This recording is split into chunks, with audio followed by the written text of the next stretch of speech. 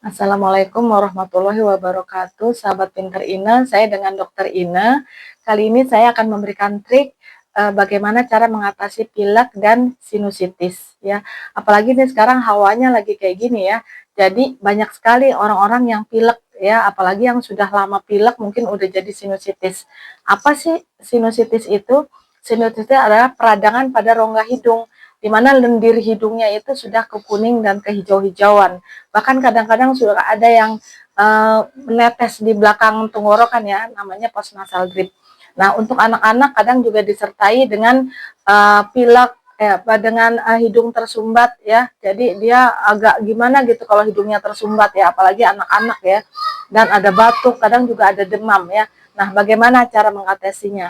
Nanti kita spill ya, bagaimana titik-titiknya juga.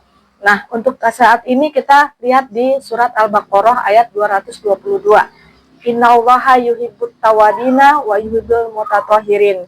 Jadi Allah menyukai orang-orang yang bertobat dan Allah menyukai orang-orang yang mensucikan diri. Ya, kalau kita mau sholat tobat gimana sih? Kita harus berwudu. Nah, itu salah satu dari toharoh tadi, mensucikan diri. Mensucikan diri yang diwudu itu adalah salah satu yang dianjurkan oleh Nabi adalah kita menghirup sebagian istinsyak. Nah, kemudian mengeluarkannya istinsar ya. Nah, apa sih gunanya kita dianjurkan seperti itu? Adalah untuk membersihkan rongga hidung kita. Dari apa? Dari debu, ya, dari kotoran-kotoran, kemudian dari yang bersarang di situ, ya. Apapun yang bersarang di situ, bisa virus, bisa bakteri. Dan dengan itu juga kita bisa fokus nanti sholatnya. Ya, jadi memang dianjurkan. Dimana wudhu dalam sehari, kalau kita untuk sholat wajib aja udah 5 kali. Apalagi kita ditambah-tambah sholat-sholat sunnah yang lain. Bisa 7 kali dalam sehari. Belum dilakukannya perkalinya adalah 3 kali. Jadi bisa 21 kali kita membersihkan rongga hidung kita. Jadi Masya Allah ya, kita harus benar-benar bersyukur bahwa di dalam Islam itu diajarkan untuk supaya kita terus membersihkan diri ya. Nah, membersihkan rongga hidung itu adalah perlu. Nah, gimana sih caranya? Yang perlu dipikirkan adalah ketika kita pilek ataupun ketika kita benar-benar sudah mengalami sinusitis, tandanya badannya lagi dalam keadaan dingin ya. Bagaimana sih caranya supaya kita benar-benar kita dalam keadaan seimbang ya? Berarti dingin kita lawan dengan panas. Nah, kita harus memanaskan badan kita atau muka kita itu dengan matahari. Ya, matahari itu enak yang nggak bayar. Kalau lagi ada matahari kita bebas ya, gratis ya. Kita bisa di jam 8 sampai jam 10 dicari yang paling panas ya. Kemudian 5 menit kita sambil kita tutup matanya ya supaya kita nggak silau. Kemudian kita boleh pakai SPF pelindung ya. 5 menit kepanasan boleh bisa istirahat atau 5 menit lagi kita lakukan. Setiap hari begitu. Nah, apa aja sih yang supaya kalau kita memanaskan ya kan? Kita juga mandi boleh dengan air panas karena badannya lagi dingin ya kan. Berarti kita harus selalu memanaskan ya.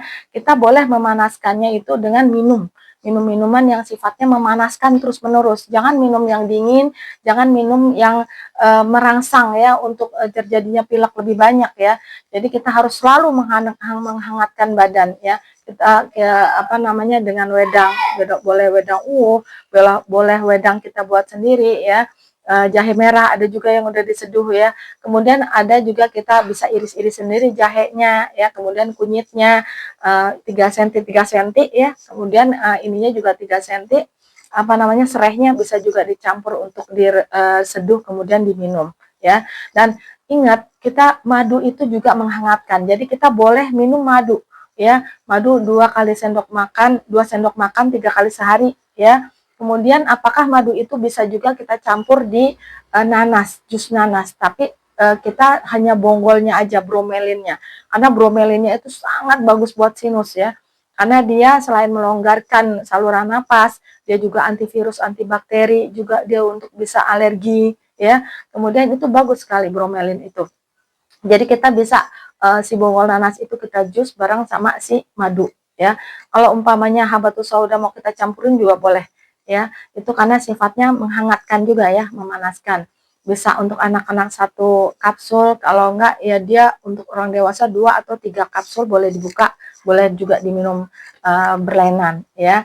Nah, untuk makanan gimana sih gitu ya. Makanan juga ya kita bagus tuh ya.